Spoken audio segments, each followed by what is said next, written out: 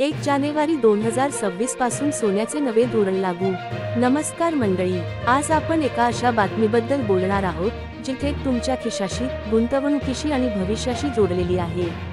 होय, 1 जानेवारी 2026 पासून भारत सरकारकडून सोन्याबाबतचं नवीन धोरण लागू केलं जाणार आहे आणि यामुळे संपूर्ण सोन्याचा बाजारच हलणार आहे।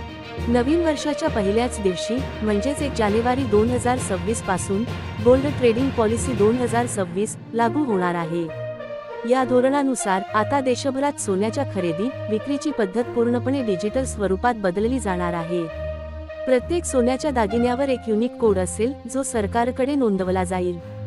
या कोडच्या आधारे सोनं खरी की बनावट हे एका स्कॅनमध्ये समजणार आहे।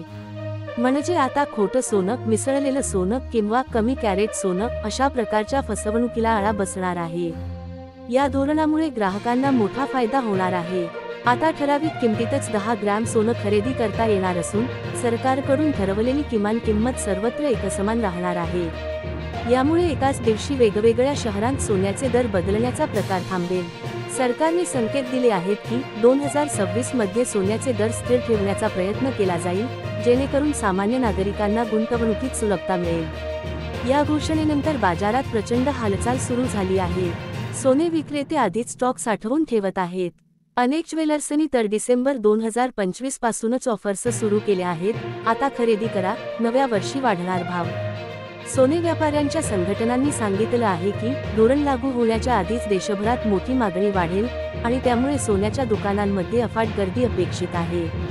आर्थिक तज्ज्ञांचं म्हणणं आहे की सोनं हे नेहमीच सुरक्षित गुंतवणूक राहिली आहे।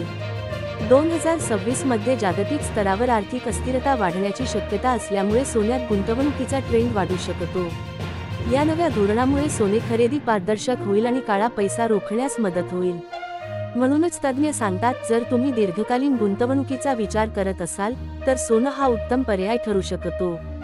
सरकारने सर्व नागरिकांना आवाहन केलं आहे की सोनं खरेदी करताना नेहमी BIS हॉलमार्क आणि डिजिटल QR कोड असलेले दागिनेच घ्यावेत। नव्या धोरणानंतर फक्त अधिकृत नोंदणी असलेल्या दुकानांतूनच सोनं खरेदी करता येईल।